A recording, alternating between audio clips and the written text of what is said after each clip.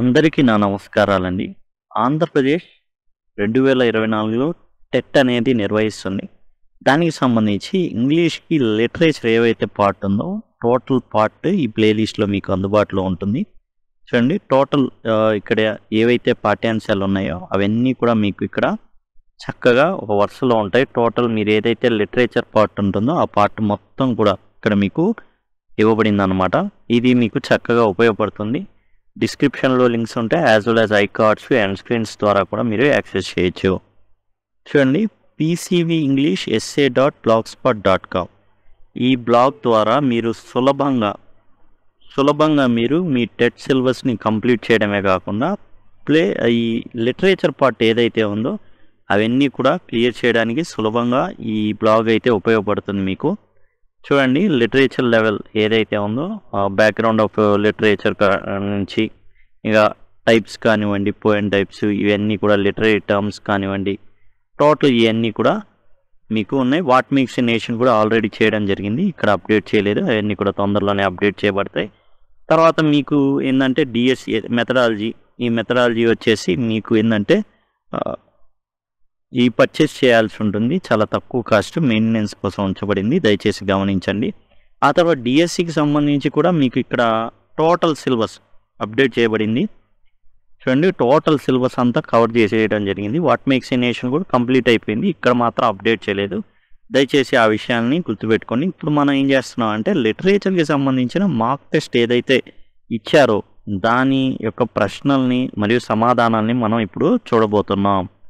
ఇక మనం చూసినట్లయితే ఇంగ్లీష్ లిటరేచర్కి సంబంధించిన మార్క్ టెస్ట్ అన్నమాట. ఇది టెట్ నిర్వహిస్తున్నారు కదా, మార్క్ టెస్టులు పెట్టడం జరిగింది. ఈ మార్క్ టెస్టులు పెట్టడానికి ప్రధాన కారణం ఏంటంటే కంప్యూటర్ మీద ఇంతకుముందు ఏ ఎగ్జామ్స్ రాయకపోతే కంప్యూటర్ బేస్డ్ టెస్ట్ అనేవి ఇప్పుడు జాగ్రత్తగా చూసుకొని ఎట్లా అయిందనేది ప్రాక్టీస్ కోసం ఉంచడం అయితే జరిగిందనమాట.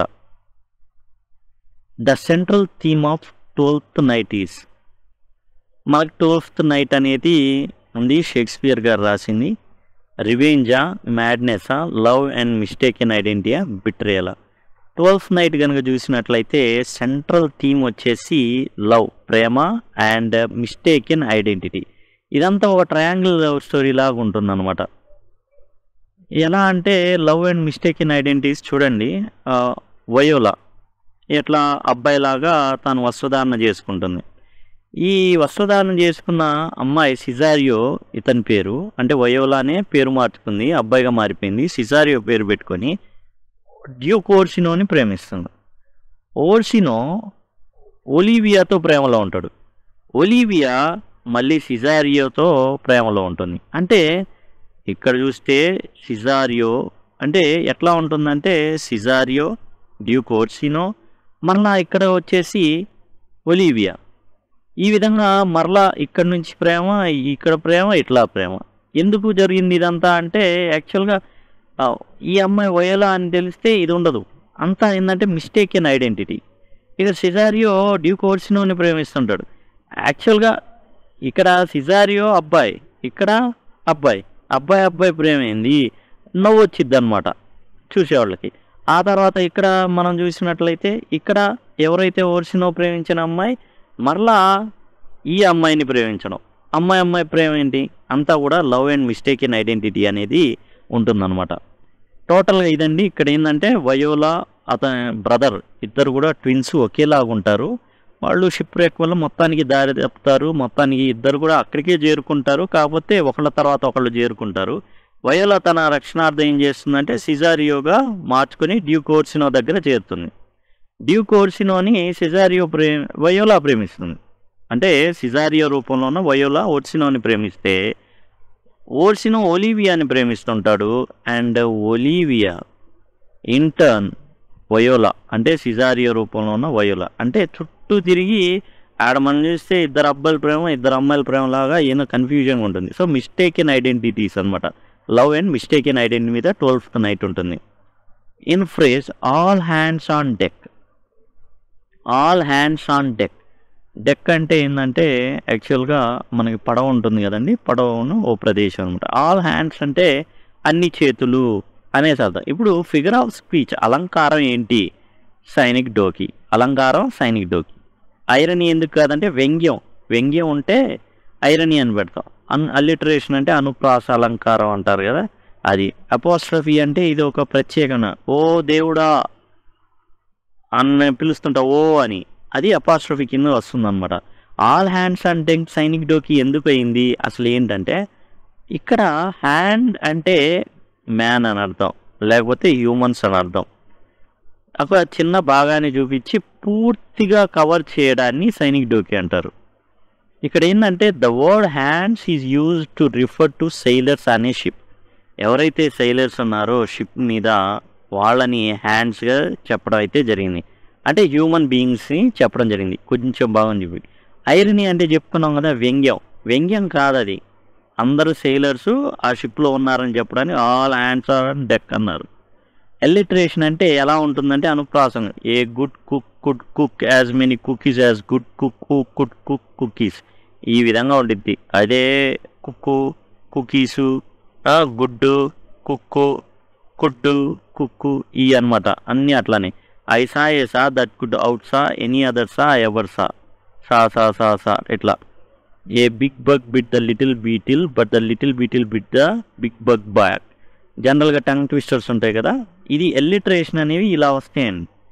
ఎల్లిటరేషన్ కాదు. ఉందా ఎల్లిటరేషన్? ఏం చేశాడు, చేతుల్ని చూపించి మనుషుల్ని పోల్చాడు.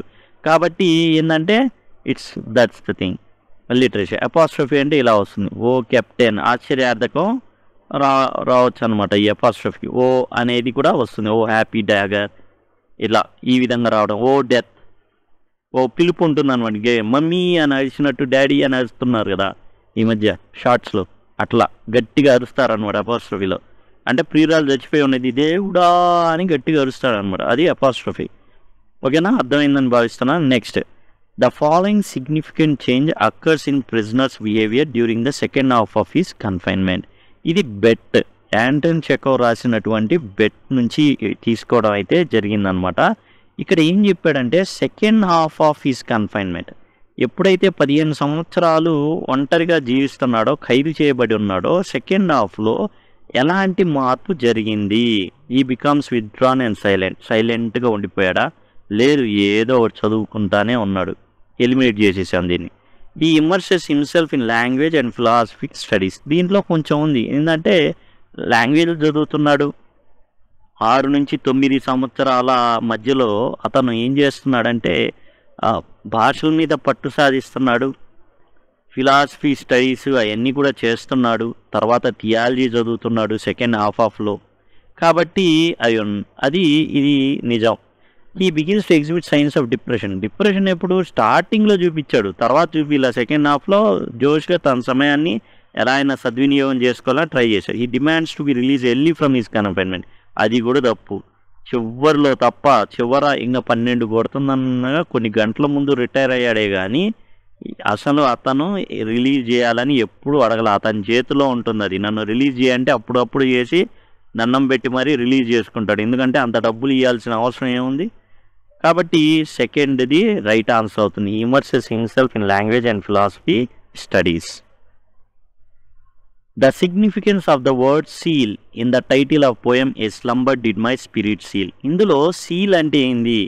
సీల్ ఓటో చూద్దాం. It suggest sense of closure, మూతేయడం. జనరల్గా సీల్ వేసామంటే ఏంది? మూతేయడం.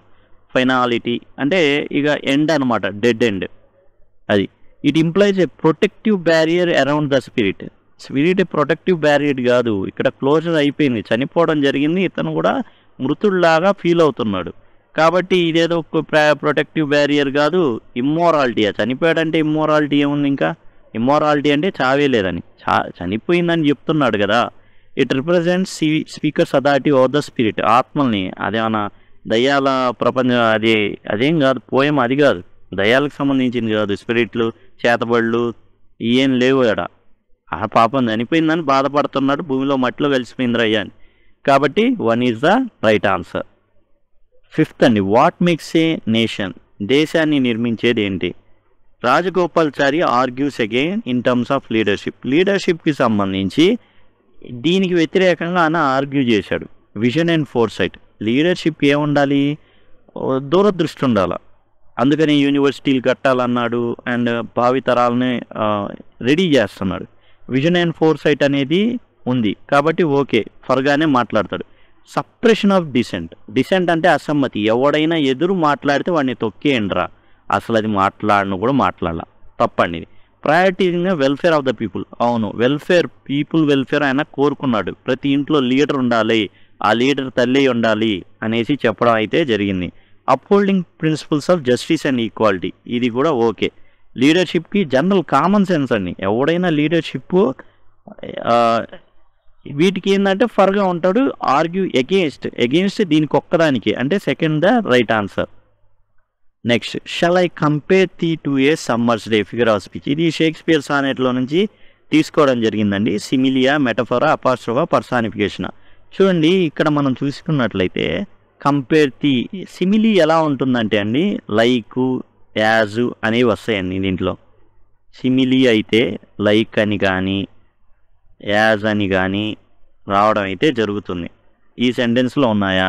లేవు. మెటఫర్ అంటే పోలిక అనేది చూపిస్తారండి. సిమిలి మెటఫర్లో పోలికలు ఉంటాయి. అతను సింహము వలె పోరాడెను, వలె కాబట్టి సిమిలి. సింహం లాగా వలె అని ఉంటే సిమిలి. అలాగే అతనే సింహం అన్నాడు అనుకోండి మెటఫర్ అయిపోయింది. ఇక్కడ ఏంటంటే ఇతన్ని ఆ అమ్మాయిని సమ్మర్స్ డే కింద చెప్పడం జరుగుతుంది కాబట్టి అది మెటఫర్ అవుతుంది. అపాస్ట్రఫీ అంటే ఓ గాడ్ మమ్మీ అని గట్టిగా అరుతాడే, అట్లా అనమాట అపాస్ట్రఫీ. పర్సానిఫికేషన్ అంటే గాలిని, ధూళిని, సూర్యుడిని అందరినీ మనుషుల్లాగా చేసేయడం అనమాట. ఇది కొంచెం వివరణాత్మకంగా చూద్దాం. ఇది ఇప్పుడు సిమిలి ఉందనుకోండి, లైక్, యాజ్ ఇట్లా వస్తాయండి. సిమిలి అనేది her ice twinkle like diamonds అంటే వజ్రాల్లాగా మెరుస్తున్నాయి అనేసి, అలాగా హర్ ఐస్ డైమండ్స్ అన్నాడు అనుకోండి, ఇంకేం లేదు, అది మెటఫర్ అనమాట. అదిగోండి, she was a ray of sunshine, the city was a jungle, like A jungle అంటే సిమిలి అయిపోద్ది. అలా కాకుండా ఆమె హంస వలె ఉన్నది అన్నారనుకోండి, హంస వలె సిమిలి అయిపోద్ది. ఆమె హంస అన్నాడు అనుకోండి, ఇంకేం లేదు, అది మెటఫర్ అయిపోతుంది. వోల్కనో, జంగిలు, రే ఆఫ్ సన్షైన్, ఇక వాటితో పోలుస్తా ఇది మెటఫర్ అవుతుంది. ఓకే, నెక్స్ట్ అపాస్ట్రఫీ చెప్పుకున్నాం కదా, ఓ దేవుడా, ఓ కెప్టెన్, ఇక్కడ ఓ వస్తుంది అండ్ వచ్చేసి ఆశ్చర్యార్థకాలు వస్తే ఆ విధంగా అపోస్ట్రఫీని మనం కనిపెట్టవచ్చు. ఇక పర్సానిఫికేషన్ అండి. పర్సానిఫికేషన్ అంటే దేనైనా మనిషిలాగా చూడడం. విండ్ విస్పర్డ్, గాలి గుసగుసలాడిందంట. మనిషి ఏమైనా గాలి గుసగుసలాడడానికి లాడడానికి, కానీ మనిషిని చేసి పడేశారు. ఓషన్ రోడ్ విత్ ఫ్యూరీ, అదేమన్నా గర్జించిందా? జంతువు అదేమన్నా ఓషను కాదే, కానీ మనం అలా చెప్తాం. Stars wink down at me from above, కళ్ళు కొట్టినాయి ఆయన అమ్మాయిలా కాదే, కానీ చేసేసారు. కాబట్టి ఇలాంటి వాటిని పర్సానిఫికేషన్ అంటారు. ఈ పర్సానిఫికేషన్ ఏంటంటే చాలా జాగ్రత్తగా ఉండాలని. పోయిన డీసీలో ఓ దెబ్బేశాడు ఇట్లా. ఎలా అంటే కారు ఇంజన్ మనిషి గుండెలాగా కొట్టుకుంటుంది అన్న ఇచ్చాడండి ఇంగ్లీష్లో, లైక్ అనేసి. అందరూ లైక్ ఉంది కాబట్టి వేసే సిమిలి అన్నారు. కానీ అక్కడ విషయం ఏంటంటే కారు ఇంజన్, కారుని మనిషిలాగా పోలుస్తున్నాడు. పర్సానిఫికేషన్ అనే విషయాన్ని మరిచారనమాట. కాబట్టి ఇట్లాంటివి మనం కొంచెం జాగ్రత్తగా చూసుకోవాలి. అక్కడ సిమిలి ఇచ్చాడు, పర్సానిఫికేషన్ ఇచ్చాడు. అయితే కారుని మనిషిలాగా పోలుస్తున్నాడు అనే దాన్ని తీసుకోవడం జరిగింది. అట్లా పర్సానిఫికేషన్ని స్ట్రెస్ చేశారు. Benjamin the donkey symbolises the following in Animal Farm. Animal ఫామ్లో బెంజమిన్ అనేటటువంటి గాడిద ఉందండి. ఈ బెంజమిన్ అనే గాడిద హోప్ అండ్ ఆప్టిమిజంని సూచిస్తుందా అంటే ఆశ, మంచి జరుగుతుందనే ఆశను చూపిస్తారు. సినిసిజం అండ్ స్కెప్టిసిజం, అంత అనుమానపు కళ్ళుతో చూపిస్తుందా. లాయల్టీ అండ్ డివోషన్, బాక్సర్ ఉన్నాను అసలు ఏమంటే అది చేశాడు, ఎంతో కష్టపడి పనిచేశాడు, చివరికి ఏమైంది మాంసం కొట్టుకి తీసుకుపోబడ్డాడు. అంబిషన్ అండ్ లీడర్షిప్, నాయకత్వం కావాలా, పదవులు అనుభవించాలని ఉంది. ఈ బెంజమిన్ ఎవరినంటే ఇంటెలెక్చువల్స్కి సంబంధించిందనమాట. ఇప్పుడు యానిమల్ ఫామ్ మొత్తం కూడా రష్యా విప్లవాన్ని డైరెక్ట్గా రాయకుండా ఈ పందుల్ని, కుక్కల్ని వాటిని పెట్టి రాయడం జరిగింది. యాక్చువల్గా మీకు ప్రతి ఈవెంట్ కూడా దానికి సరితూగిన పక్కన ఈవెంట్ అనేది ఖచ్చితంగా ఉంటుంది, వీటన్నిటికి కూడా ఉంటుంది. ఈ బెంజమిన్ ఇంటెలెక్చువల్స్, రష్యాలో ఉన్న ఇంటెలెక్చువల్స్ వీళ్ళు గమ్మున ఉండిపోయారు. వీళ్ళు జరుగుతుందేదో జరగని అనేసి ఒక అనుమానపు చూపుతో చూడడం తప్ప ఇన్వాల్వ్ కాలా వీళ్ళు ఇంటెలెక్చువల్స్ అనమాట. బెంజమిన్ ఏవైతే ఆ గాడిదని ఏంటంటే చూస్తే ఇంటెలెక్చువల్స్ వీళ్ళు ఎప్పుడు కూడా అనుమానంతో ఏది జరుగుతున్నా అనుమానం వాటితోనే చూడడం మొదలుపెట్టారు. మళ్ళీ యానిమల్ ఫామ్ నుంచే ప్రశ్న అడగడం జరిగింది. Following event leads to snowball's expulsion. ఇది యాక్చువల్గా దీనికి కరెక్ట్ ఆన్సర్ లేదు. కారణం ఏంటంటే ఏ ఈవెంట్ స్నోబాల్ ఎక్స్పల్షన్కి దారితీసింది. అయితే ఒకటి ఇక్కడ ఏంటంటే బ్యాటిల్ ఆఫ్ కౌషెడ్లో చాలా చాలా యాక్చువల్గా ఇతన్ని హైలైట్ అయ్యాడు బాగా. స్నోబాల్ బాగా హైలైట్ అయింది కౌషెడ్. ఎట్లా అంటే కౌషెడ్ బ్యాటిల్ అప్పుడు చాలా జంతువుల్ని కూడగట్టడం కానివ్వండి, ఎట్లా మనుషుల్ని ఓడించాలి, ఇవన్నీ కూడా తంత్రాలు జూలియస్ సీజర్ నాటకం నేను చదివాను, దాని నుంచి నేను తీసుకున్నానని చెప్తాడు స్నోబాల్. ఆ బ్యాటిల్ ఆఫ్ కౌషెడ్లో ఏంటంటే ఇతని వీర పరాక్రమం అనేది అందరికీ తెలుస్తుంది, బాగా హైలైట్ అవుతాడు స్నోబాల్. ఆ తర్వాత విండ్ మిల్ ప్రతిపాదన తీసుకొస్తాడు. ఈ విండ్ మిల్ ప్రతిపాదన జరిగినప్పుడు నెపోలియన్ ఎవరైతే ఉన్నారో బాగా విమర్శిస్తాడు. అసలు స్నోబాల్ని ఉండకూడదు అనుకుంటాడు. విండ్ మిల్ అనేది స్నోబాల్ ఉన్న కాలంలో జరగదు. ఈ కౌషెడ్ తర్వాతే ఏం జరుగుతుందంటే స్నోబాల్ మీద కుక్కల్ని ఉసుగొలిపి పారిపోయేటట్టు చేస్తాడు. కాబట్టి ఇక్కడ మహా అయితే బ్యాటిల్ ఆఫ్ కౌషెడ్ ఈవెంట్ అనేదే ఇతని ఎక్స్పల్షన్కి కారణం. ఎక్స్పల్షన్ అంటే బహిష్కరణ కారణం. ఇతని పేరు బాగా మారిమోగిపోతుంది. అండ్ ఇతను ఏంటంటే నెపోలియన్ని దాటి వెళ్ళిపోతున్నాడు.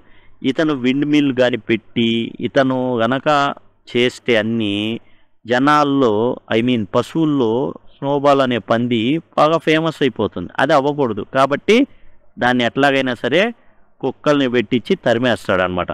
ఈ battle of cowshed. Battle of windmill అప్పుడు స్నోబాల్ ఉండడు. ఇక బ్యాటిల్ ఆఫ్ బార్న్ కానీ బ్యాటిల్ ఆఫ్ ఫీల్డ్స్ కానీ యాక్చువల్గా లేవు. అలాంటివి యుద్ధాలు అయితే లేవు మన యానిమల్ ఫామ్లో. బ్యాటిల్ ఆఫ్ విండ్ మిల్ అప్పుడు అసలు స్నోబాల్ ఉండడు. ఈ కౌషెడ్ కానీ విండ్ మిల్ కానీ మనుషులకి వ్యతిరేకంగా జరిగినటువంటివి. కౌషెడ్లో బాగా పాపులర్ అవుతాడు snowball. According to bacon the act of writing contributes the following to A person. Bacon ప్రకారం రాస్తే ఏం జరుగుతుంది? ఇంప్రూవ్ ఫిజికల్ డెక్స్ట్రిటీ అంటే రాత బాగుంటుంది అనేసి కాదు. ఇట్ ఎన్హాన్సెస్ ఎమోషనల్ ఇంటెలిజెన్స్ చూద్దాం. And it strengthens memory. ఆ విధంగా ఏమీ లేదు, చెప్పలేదు. It develops the ability to express ideas clearly. ఇది మాత్రం కరెక్ట్, ఇది మాత్రం చెప్పాడనమాట. కాబట్టి this one is the answer. ఇలా ఎలిమినేట్ చేసుకుంటూ వెళ్ళడమే. ఖచ్చితంగా చెప్పిని మనం ఉన్నప్పుడు ఇదే రైట్ ఆన్సర్. ఇలా ఎలిమినేట్ చేసుకుంటే దరిదాపులుగా ఈ రెండిట్లో ఏదో ఒకటి అవుతుంది. కొంచెం మనం కనుక జాగ్రత్తగా చూసుకుంటే ఈజీగా మనం చేసేసుకోవచ్చు. అదిగోండి, to fix the thoughts by writing. థాట్స్ని మనం ఏం చేయొచ్చు? క్లియర్గా ఉండడానికి రైటింగ్ అనేది మనం చేపట్టవచ్చు. ఇది చివరిలో ఉంది. To fix the thoughts by writing అంటే ఏంది? It develops the ability to express ideas clearly. మన థాట్స్ని క్లియర్గా చెప్పడానికి ఉపయోగపడుతుంది. ఇది బేకన్ రాసిన. Next, the prisoner renounces the following in his final letter.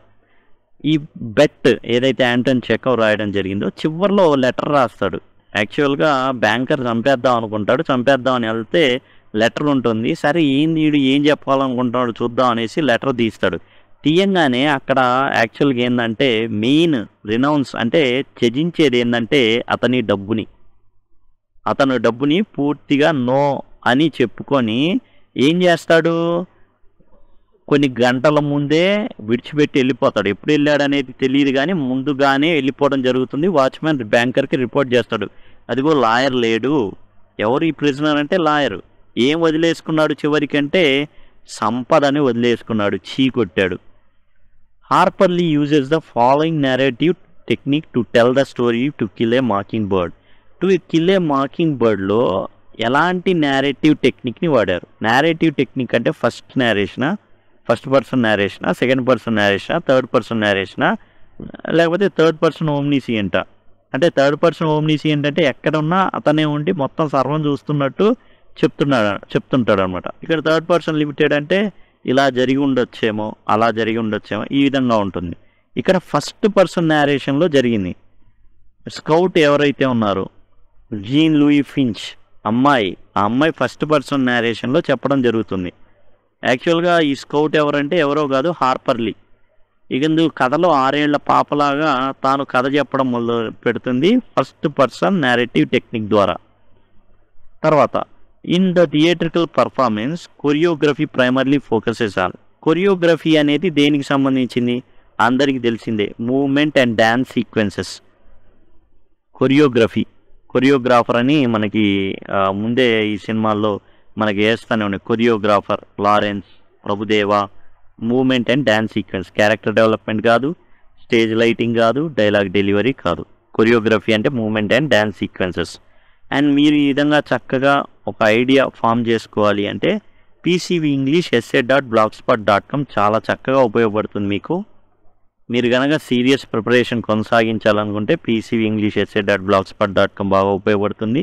And డిస్క్రిప్షన్లో ఈ లింక్ అనేది ఇవ్వడం జరుగుతుంది. యాజ్ వెల్ యాజ్ మీకు ఒకవేళ అడిగినట్లయితే మాకు లిటరేచర్ ప్లేలిస్ట్ కావాలంటే ఖచ్చితంగా ప్లేలిస్ట్ అనేది మీకు ప్రొవైడ్ చేస్తాను. ముందు ఏంటంటే టోటల్గా ఈ లెసన్స్ ఏవైతే ఉన్నాయో అవి పెట్టడం జరిగింది. తర్వాత చివరిలో మీకు పోయం టైప్స్ ఇవన్నీ ఉంటాయి కదా, అవి అన్నీ కూడా ఉంచడం. Story, forms of language, elements of a story, figures of speech, literary terms, Gothic novel, types of novel అనమాట, నావెల్ టైప్స్, షేక్స్పియర్ గురించి, and novel point of view, ఎవరి పాయింట్ ఆఫ్ వ్యూలో, స్టైల్, నేరేషన్, ఇవన్నీ కూడా ఆల్రెడీ డిస్కస్ చేయబడి మీకు చక్కగా ఉపయోగపడతాయి. Thanks a lot.